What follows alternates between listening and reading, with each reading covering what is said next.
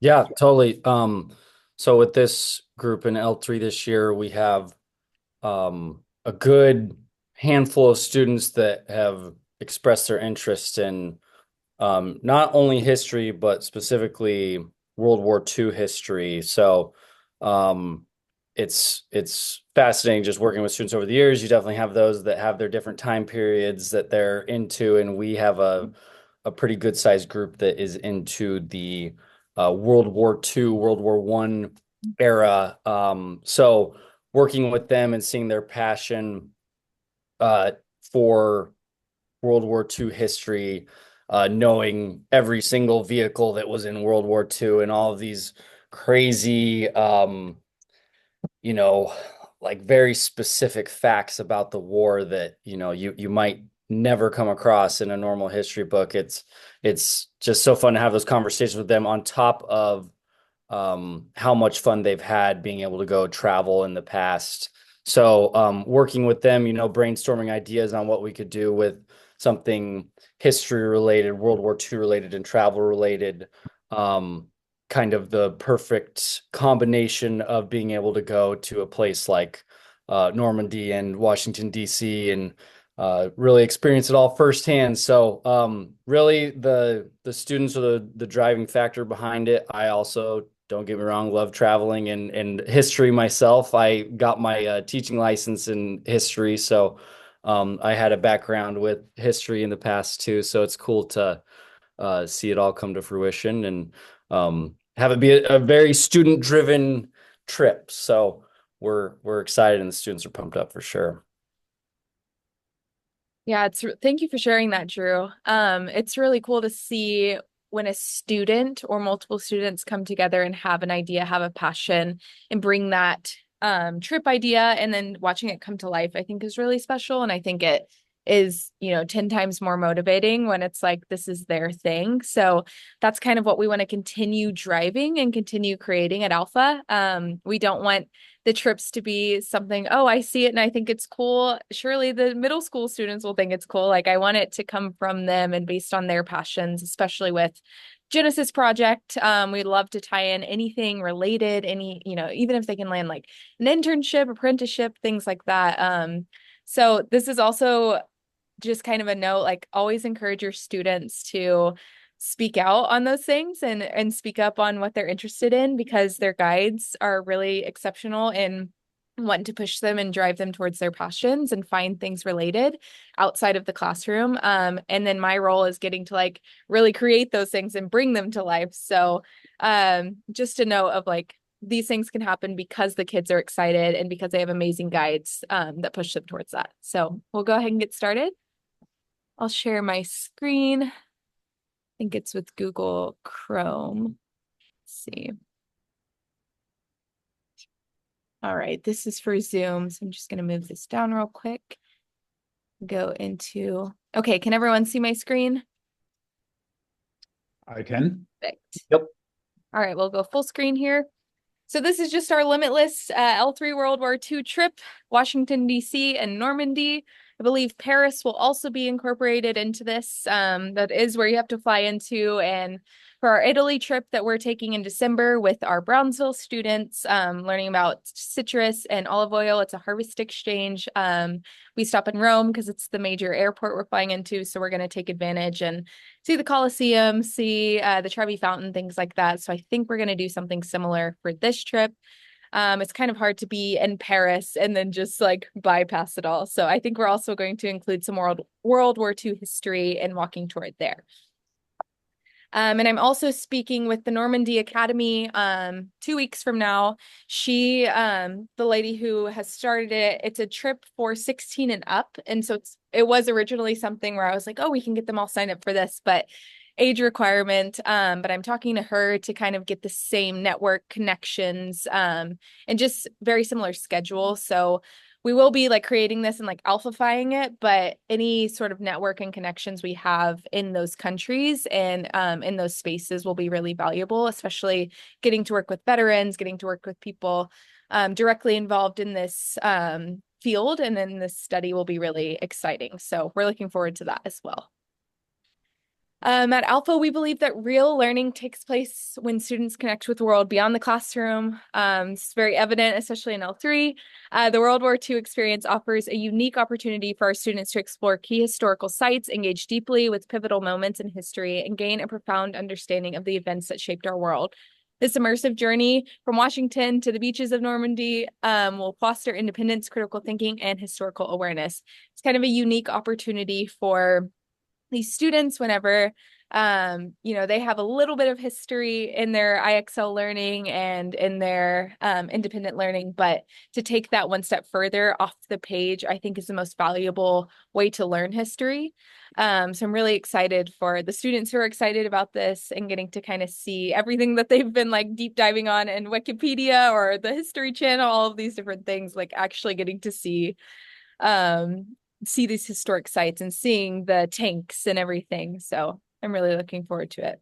There is a check chart, typical Alpha fashion. We can walk through it in just a second, but in preparation for the World War II educational experience, students will work on a comprehensive history check chart over the next several weeks. It's designed to challenge students, deepen their historical knowledge, and ensure they're fully prepared for the trip. My favorite thing for when we take students on these trips, whether it's marine lab in Florida where they get to work with marine biologists or, in the citrus farms and olive oil farms in Italy, whether it be or instead of it having a lecture, we like to have it as a discussion. We like to impress the experts in the field. We don't want them to just be like, wow, I never knew that, but we want them to be able to take that and be like, oh, I learned about that. And actually, I have this follow-up question. It just creates a better learning environment. It creates more engagement for the students. So that's why we do these things like check charts. And we also use it to kind of be this motivating piece. It's that ownership. And it helps them work towards academic goals. It helps them work towards life skill goals. And that's ultimately, since we love to motivate students as guides and be their support, we love to take them on these journeys. And they're difficult and they're hard work, but I think when a student really wants it, they're willing to put in that work and their guides are going to be with them every step of the way. So Drew has created plans if students have decided to pursue these trips, and he can talk more in detail and kind of sidebar with parents if you have questions about this. But the goal is to be above grade level in math, language, and reading by February 21st, 2025. So we got some time. Drew, is there anything you want to touch on regarding academics? I know you're more on the ground with that and have been talking on plans. Yeah, just depending on the students and like um we when we had our first interest like meeting with the students, I don't think that we got everybody that is actually interested to sign up for that. So I might not have their plans built out yet, but our academic team can build them out pretty quickly. And if there is any like extenuating circumstances, the gist of the core skills above grade level is we want to push them to go earn this trip by going above and beyond with their academics. And for some students, they're already above grade level. Okay, perfect. Well, we want to continue that motivation factor and continue to push them. For some of them, maybe they're a little bit below grade level or further. Okay, that's something we're willing to work with. So when it says core skills above grade level, we're willing to work with them depending on the circumstance. So I'll meet with them one on one and we'll come up with a good game plan of something that is definitely feasible because there's certain students that, you know, they're that they would have to be doing, 12 lessons a day in reading, and it's just not a feasible plan. So we want to come up with something that everybody's happy with, but also that is challenging for them. So I'll continue to work with them on that, and we'll have a very cut and dry plan of here's exactly what they need to do in order to reach that goal by February 21st. Thank you, Drew. Yeah, we're really looking forward to it. I think my favorite piece of this check chart is whenever we pitched this idea after students were like, we're really interested in this thing. They all sat with Drew one day and they drafted up, okay, what would be ambitious and what would be something that we would be willing to put the work in to. And so they essentially built out this check chart. We put the objective measures and everything in it, but they were kind of the ones that created this with Drew. So that piece is really really exciting for me too, because it's not something I'm just like, okay, you have to do this thing now to qualify. It's like, oh, we came up with this and we believe that we can do these things, even though it's going to be a little bit challenging. We know we can do it and we all planned it together, which means we'll all hold each other accountable. So that's another piece of this. It's all student driven with this check chart. For interview a veteran, we thought it would be cool to have that connection piece to really tie it into the story of where they're going and to make those connections. So the idea is to partner with a war veteran and record an interview with them about their experience in the military, how it relates to World War II. They'll write a reflection. This can be virtual, this can be in person, it can be a grandparent, it can be someone that we connect them with, maybe with the Normandy Academy, or the World War II Museum in New Orleans. There's definitely opportunities. Don't feel like, oh, I don't know someone, so we can't find it. Like we will help create those connections as well. Um, and then become an expert on a specific part of World War II. Choose a fascinating aspect of World War II and dive into it. Build your second brain of knowledge. Everything is here that they need. We want them, again, to have a discussion versus a lecture, and we want them to all kind of find that part that they're really interested in and take it to another level. And then they'll be passing a World War II history test. This is the course that they'll be taking. And then we will have academics team create a test. And then the options below, you can either write an exemption essay of why this shouldn't connect to your Genesis project and why you should still go and still learn because you're still passionate about it, but maybe your Genesis project is working with F1 or working with after school programs or whatever you're interested in. And you're like, I don't want to I don't want to commit to World War II, but I still want to learn. But if you are planning to do your Genesis project on World War II, then it's student specific. It'll be approved by Drew. And I think things have already been kind of run through and discussed in that piece as well. Yeah, we have a pretty good idea of who is doing a Genesis project World War II related and who isn't so far. So that one is that one I'm not too worried about. The World War II history test, we do have some students in an AP history course right now that does cover World War II, so they won't have to take an additional course on top of that if they're not in that workshop. There is a World War II specific course on study.com that I will get them signed up for, registered for, and work with them to make sure that they're taken care of to do some World War II studying. Perfect. So that is our check chart. It will be due in February, right before session break. And then on that session break is when we'll start booking everything. We'll get passports and a little bit more of the like information can be shared then once we have our numbers. I'm gonna move this. Hey, Emily, can we ask you a question? Yes, of You course. mind you mind if I interrupt? So can you give us an example of how the kids are connecting their Genesis project to the World War II, just to give us some context there?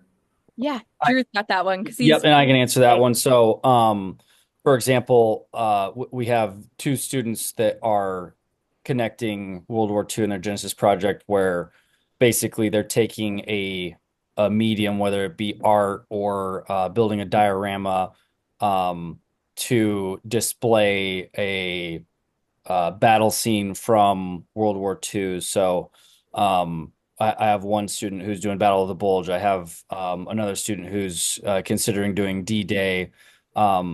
Basically, their goal is to take things that students their age and younger are interested in and retelling these stories of World War II through these different mediums. Some of them might be Legos, some of them might be different forms of art. So that's what their Genesis project essentially is revolving around. Is they love history, they love doing things with their hands, and they want to tell these important stories that sometimes get overlooked in the impact that it had on the world. So that's how they're connecting their Genesis project to World War II in those cases. Okay, that's helpful. Thank you. yeah. All right, we'll go back to the presentation. So yeah, checks must be completed by February 21st. They've known about this for a while too and have had access to the check charts. So they are working diligently on this. And again, most of them that have expressed interest have their plan, have discussed it with Drew. But if there's anyone who's newly interested, we'll also get them their plan and get them squared away as well. So here's some of the things we'll be doing. I'm going to move this right here. Our trip will include visits to significant World War II sites in both the US and France. So here's just a preview. And again, some of these things will change based on Normandy Academy and kind of what they can do for us as well. But Washington, D.C., visiting the National World War II Memorial and International Spy Museum. Getting to do a special dinner with a World War II veteran or historian and hear firsthand stories with them. In Virginia, we would see the restored World War II tanks at the Americans in Wartime Museum, tour the Arlington National Cemetery, and then in Normandy, get to explore D-Day landing sites, Omaha Beach, Pointe du Hoc, and Utah Beach, reflect on the different sacrifices made at the Normandy American Cemetery, and visit the Memorial Museum for a deeper understanding of the battle. So we'll do some walking tours, some guided tours as well, just to get the full experience on things that I can't specifically teach them and show them. Having the experts there, as well as our students who will be experts, getting to have those conversations and reflections. Emily, just a question on that, and I'm certainly no expert, and there's already been a lot of time put into this. I just wonder if the trip is going over to Europe, if it wouldn't be maybe more valuable or a different experience to find other World War II things to do in and around Paris or France instead of stopping on the way in DC. And then I also think, well, DC could be a trip for students from Alpha with lots of more varied interests because there is so much to do there. And it could even be like some kids could go to the Air and Space Museums. Yeah. Some kids could go do this world. So that's my first reaction and feedback I totally. Yeah, that's great feedback because we do want to stop in Paris as well. So if it does mean that we get more time in France and in and around different areas, we can definitely adjust to that. We have so much time till April to really fine tune. And in 2 weeks, I'll talk with Normandy Academy. So if that's something that interests the kid further, we can explore that route. But if they're like, no, we want to do like we'll keep it student driven in that way. So we can talk further with students. But I love that. I'm going to tag on to what Adam said because the same thought crossed my mind when I saw this the first time. I thought, is there a Normandy around DC that I don't know of? Because I thought it sounded like we're tackling a lot, and it does seem like it's almost two separate trips would be 1 week each. Yeah. So I love the ambitiousness and the continuity and kind of the vision, but it does feel like maybe it dilutes each one by doing them both. That's because of that travel time to France. Right. But like Adam said, if he's not an expert, I'm half of not an expert of what he is. And I appreciate all the thought and planning that goes into this. I don't want to dismiss any part of it, but same thought crossed my mind. So that's great feedback.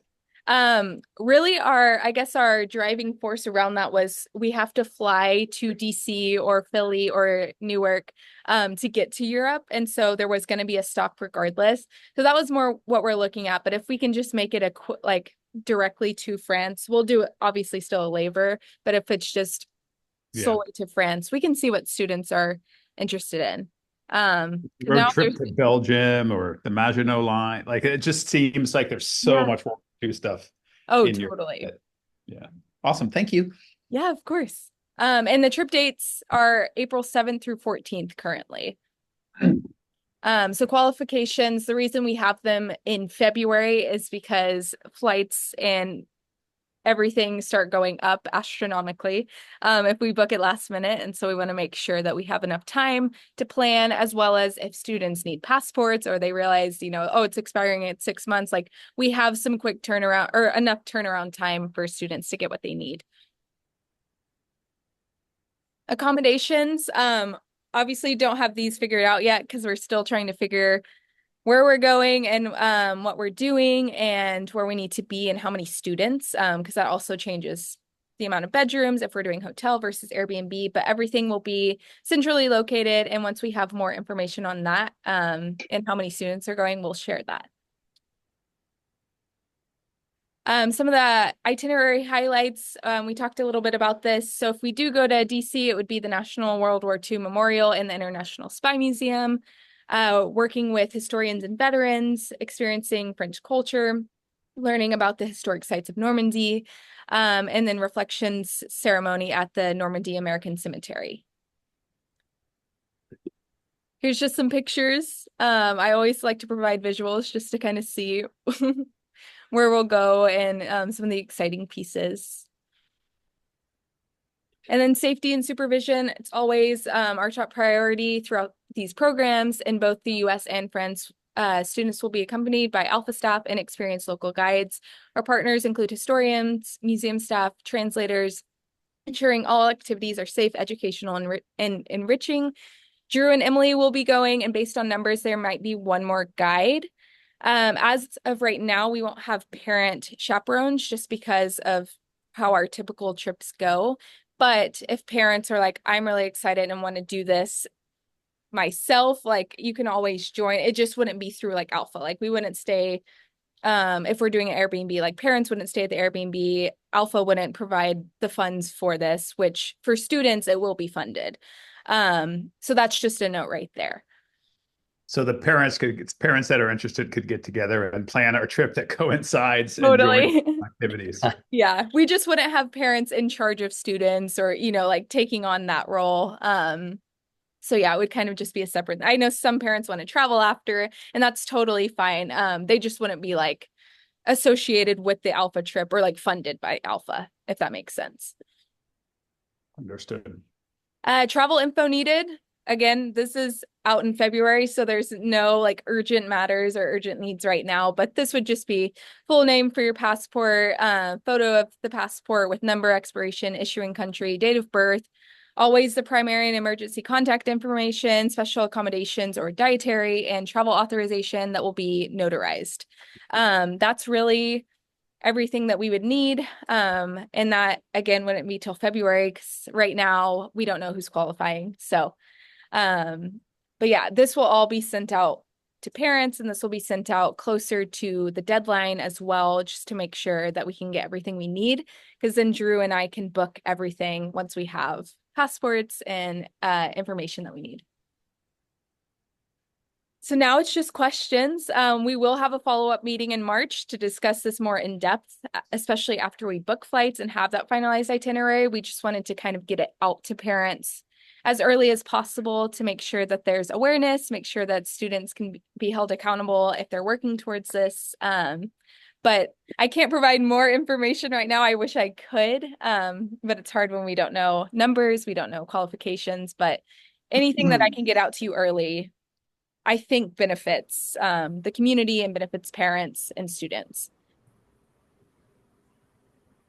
I think too, to add on to that, the just helpfulness of having that reminder from home of, hey, how's the check chart going? How's the check chart going? Because realistically, most of this will be, extracurricular, whether that's in a study hall or things that they're doing on their own time, just because as it stands, their days are pretty action packed between workshops and their core skills. So I know that we do have a good handful of students that do have study halls, so encouraging them, and obviously we'll be pushing that our end as well. But it is a student driven check chart and project, and while we'll be there to help if they have any questions, it's not going to be as much like a workshop where we're there on their case all the time about it. It's like, we'll have periodic check-ins. I'm planning on doing a World War II trip office hours every week for about 30 minutes during lunchtime that they can come up and we can brainstorm or answer any questions they might have or prepare for their interview, whatever the situation is. So we will have some time during the week, but just the amount of work compared to the time that we have in the day, like there will be extracurricular work done with this, but I'm confident from what I've seen so far in the excitement that we're going to have a good amount of them that are fired up about it. Absolutely. And I think one of the biggest pieces, and I worked with L1, so I worked with third and fourth graders for 2 years. So they even have more limitations as far as what they see, because it's like, oh, if it's not tomorrow, I can't really conceptualize this actually happening. Therefore, I'm not going to do the work for it. And that's not always the case, but we're definitely realizing, oh, they have to like conceptualize this thing that's far away. And I know April does sound super far away, and February even sounds super far away, but it really sneaks up. So I think the biggest encouragement is just to keep their eyes like on that prize, but with the office hours and all of those things, just having those like incremental check-ins, I think is really valuable, because otherwise it just feels like this big thing that's happening eventually and I don't need to worry about it right now. But the quicker they start on this, the more motivated they are. I think it'll really pay off, because sometimes it takes like until they get to the big trip, they don't realize the payoff. And it's like, oh, I don't need to work towards this. Like it's too far away. But um, I think it'll be really beneficial the earlier they start. And we've got plenty of breaks coming up too if they need to work on it during that. So that's why we wanted to get it out before Thanksgiving. Hey, Emily, how big of a student group do you guys expect? Drew, do you have numbers right now? I know some Um, have changed, but yeah, I would say between we had about 10 that were interested, but I could see about 7 that'll end up going on the trip. And anywhere from 5 to 10, which I know isn't an exact number, but it just totally depends on how their check chart goes. But we have about 10 that are interested in it right now. Okay. And then how many guides would go along? depending on numbers, we have myself and Drew. But if that number goes up, I would say past 8 or 9, we would take on another guide. Okay, cool. Yeah.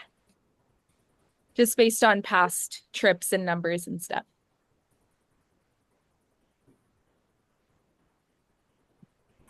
Hey, Emily, this is Kara.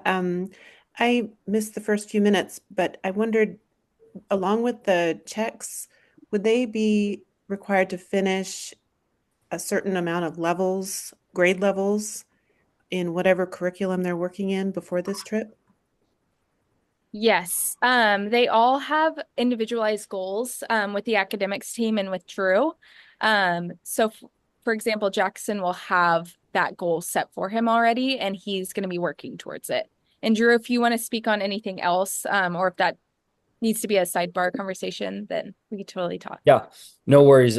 Yeah, Jackson, it sounds like he's interested, but at the beginning he didn't know if he was interested for sure. So it's something that if the students are for sure interested in, I get connected with the academic team. We build them out an exact plan of what their daily workload would look like. The big ambitious goal for everybody would be above grade level in math, reading, and I believe language is the third one.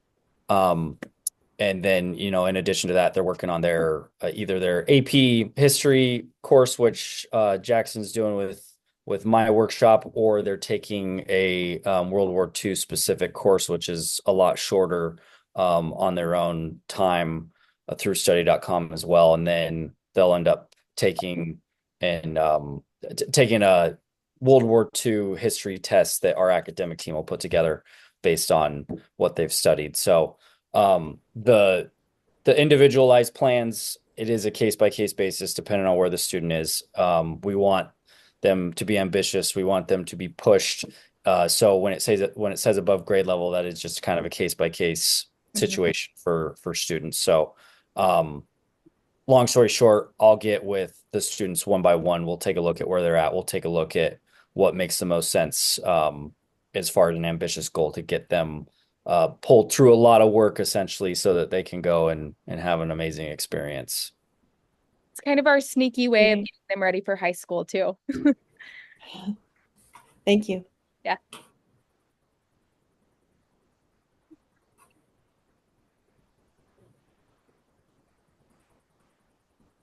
there's any other questions, and I will send this out on Parent Square today too, so everyone has access along with a recording. Emily, just a quick feedback. I've actually got a note drafted to you on a separate topic, but I'll say this on the call, which is just the imagination, creativity, and thought put into these trips is awesome. And I think even if they don't elect to participate or don't qualify, I think it shows them the limitless concept that you're in charge of, and it gets them thinking outside of just conventional learning of the. So to me, it makes it conventional learning of World War II or whatever topic. So I just wanted to compliment you and thank you for the work you put into this. Thank you so much. That's very kind. I like this job makes me excited every day. Getting to work with the students and parents and see how big we can dream because I know it feels bigger every time with every trip. And that's kind of the goal. But getting to work with the guides too and see how much they push them has been the coolest thing. And just watching since being here for 3 years, I'm like, wow, seeing even, Gus grow from when we got to work together on a art workshop together, and then now to be like, oh, I want to qualify for this trip. I'm like, it's so cool seeing their growth and what they believe about themselves too. So thank you so much. Yeah, yeah, yeah. Next year, maybe Mars, just to really get outside the limitless. So Orlando, for Just put that on the context, radar. I'm in Brownsville right now, actually working with the families. I mentioned that at the beginning of this call, but we're going to Starbase tonight to one of the That's events. awesome. It's like Occupy Mars everywhere, so I'm like, maybe I'll get some ideas. Yeah. We'll get Richard Branson on the horn. Yeah, exactly. Well, All right, awesome. awesome. Thank you so much. Yes, thank All you. right. Thank you. Everyone good to go? All right, I'll take them. Perfect. Thank you so much, everyone. And again, I'll send this out. And if you have any questions, send them my way, send them Drew's way. And if you have specific questions about individualized plans too, we're happy to answer those. Awesome. Thank you. Awesome. Thank Awesome. you. Thank you all.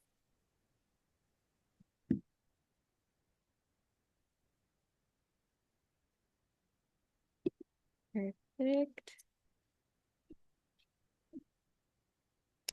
Okay. Nice. I just removed someone. I was like, well, I Oh, nice. think they're on mute and I don't know if they're paying attention. Did you stop the recording or is it still? Let me stop it right now. I always edit it at the end anyways. Oh, So nice. yeah. Nice. Yeah. We stop the share and then stop recording.